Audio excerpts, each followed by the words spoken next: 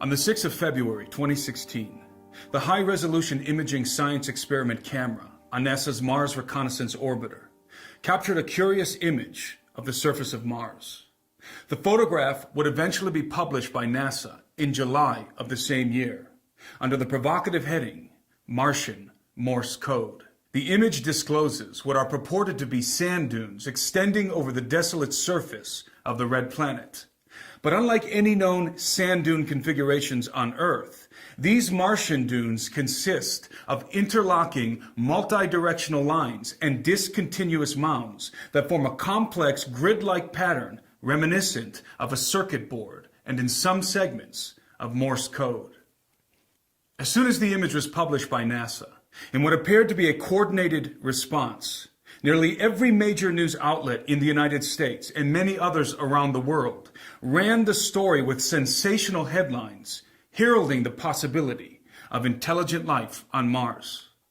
Paradoxically, after provoking the commotion in the first place, NASA roundly denied the notion that the Martian sand dunes were anything more than a naturally occurring topographical phenomenon generated by bidirectional winds.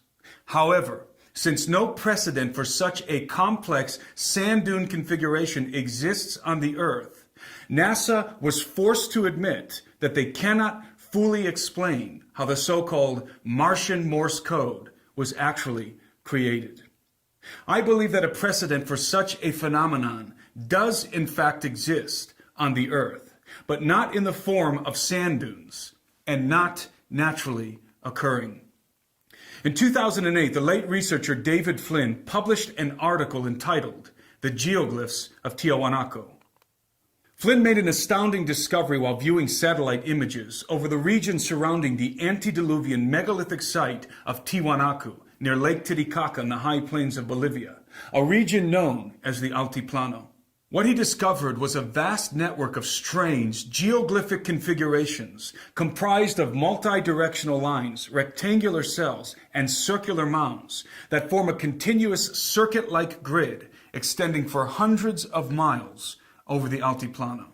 Some of the lines are raised above the terrain, while others are engraved into the bedrock at various depths, creating a colorful array of earthen glyphs.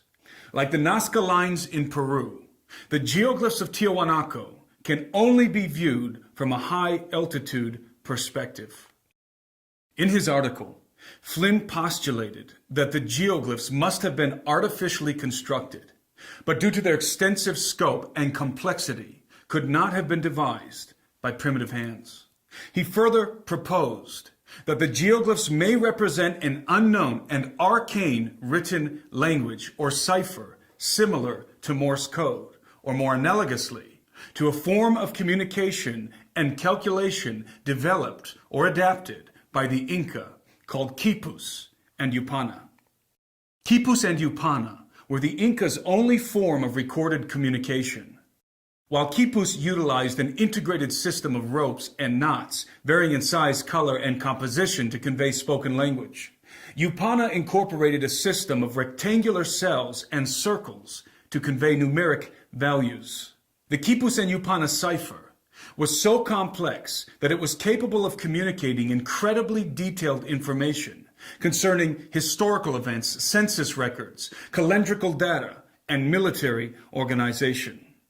The decrypting of these coded communications was a secret known only to the Inca elite. When NASA's Morse code on Mars photograph is juxtaposed with the geoglyphs inscribed into the landscape of the Bolivian high plain, the similarities are apparent.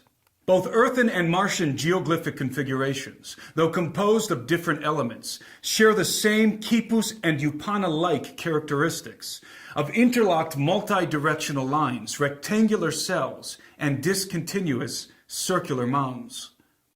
Of course, NASA has made no such comparison, at least not publicly. All of this may seem coincidental or even inconsequential, and maybe it is. But at the very least, it begs the question, why does NASA continually provoke the discussion of intelligent life on Mars with one hand, and then assure us that it is entirely implausible with the other? Might this be a procedure of soft disclosure? Predictive programming designed to gradually condition the public in anticipation of a forthcoming revelation concerning Mars and extraterrestrial life. Whatever the case, the indisputable reality is that, whether intentional or not, the world has been thoroughly inculcated with the idea of extraterrestrial contact. Aliens have been the subject of a multitude of television productions and blockbuster films over the last decade. However, there seems to be a measurable increase of interest in the subject as of late. Dozens of films have emerged within the last year alone featuring alien-related content. It is worth noting that just 1 month after NASA published its Martian Morse code photograph, generating a media frenzy about life on Mars, the trailer for a new film entitled Arrival debuted. The short synopsis of the film is intriguing. A linguist is recruited by the military to assist in translating alien communications.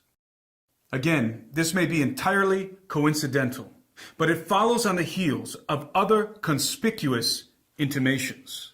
In November of 2015, Pepsi Studios, a film production company subsidiary to Pepsi Corporation, published a short film on the internet entitled Black Knight Decoded. The film plays on the popular legend of the Black Knight satellite, an alleged ancient object of extraterrestrial origin, which has been orbiting the Earth for thousands of years. The object is said to have been discovered in 1899 by Nikola Tesla, and its existence confirmed in a photograph published by NASA in December of 1998. Pepsi's Black Knight Decoded film imagines a scenario in which radio transmissions emanating from the Black Knight satellite are detected and decoded. The message is portentous. We came to you many thousands of years ago, when your civilization was young. You have grown quickly and efficiently, but you still have so much to learn. If you want us to return, On the night of your next full moon, the people of Earth must show us they are ready. We will be watching. There are many good videos online breaking down the suggestive content embedded in this Pepsi production. So I won't be decoding the film myself in this analysis, except to point out one cursory detail. The voice you heard heralding the extraterrestrial message to mankind from the Black Knight satellite belongs to music icon Usher. The reason I highlight this seemingly trivial detail is because it signals what I believe to be the occult endgame of an ancient conspiracy, which endeavors to literally usher in the return of ancient extraterrestrial gods and to resurrect their antediluvian empire that was obliterated in the waters of the Great Flood. The most influential institutions on Earth, such as NASA, Hollywood, multinational corporations like Pepsi, and most significantly, the Vatican, seem to be engaged in a coordinated campaign of incremental acclamation, preparing humanity for the arrival and reception of its alien saviors. The last installment of our True Legends documentary series, Episode 2, The Unholy Sea, unpacks this startling reality in great detail. Finally, it should be noted that the UFO phenomenon continues to burgeon. In fact, some of the most credible and convincing UFO sightings to date have occurred this year in 2016. The internet is buzzing this morning over this bizarre video shot near a military base in Dayton, Ohio, that appears to show an object hovering and disappearing into the clouds. Here's another sighting of a similar object, also allegedly seen in the skies over Dayton, believed to be the same UFO. Clayton, what do you think about this? I know you have an opinion. Wright-Patterson Air Force Base there, long believed to be housing all sorts of military craft. There have been a number of military members that have gone on the record about what they're housing at Wright-Patterson Air Force Base in Dayton, Ohio. It is perhaps most telling that after many years of avoidance and mockery, the mainstream media is finally being forced to feature this phenomenon with serious consideration. In my analysis, soft disclosure is underway. If you have not yet seen our film, The Unholy Sea, I highly recommend that you do. Many are calling it the most eye-opening documentary they have ever seen. You can find the link to access the film in the description below. For those of you who have not seen the film, I'll end this video with the trailer for True Legends, Episode 2, The Unholy Sea.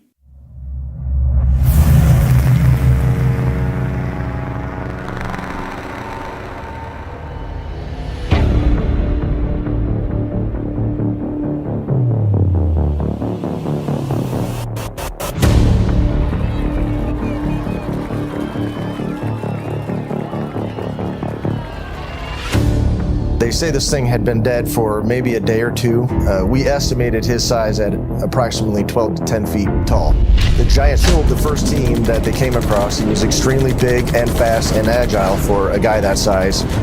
The popes and the agents of the Holy See have known about the Giants for many centuries. And do you believe that they have artifacts from the past that would help explain some of what's going on? Absolutely sure.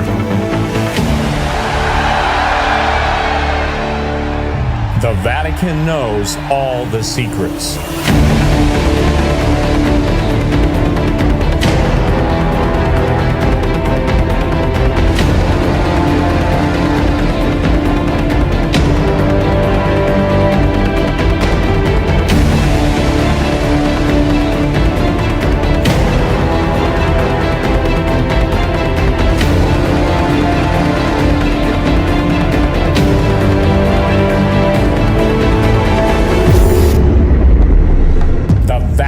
Secretly preparing for the arrival of alien saviors.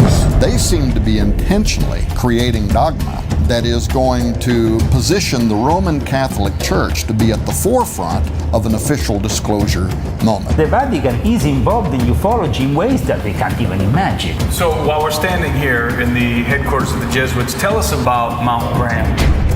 They are constantly monitoring things with the Lucifer device. Sometimes they have to wait for all of the UFOs to get out of the way. I would like to tell you more about Zechariah Sitchin. He told me, John Mario, one night I wake up and I saw an Anunnaki sitting on my bed. History is being repeated. The days of Noah are returning. The gods are returning to the earth to dwell among men and mingle their seed with the human race. Only the truth can prepare us for the lie that's coming.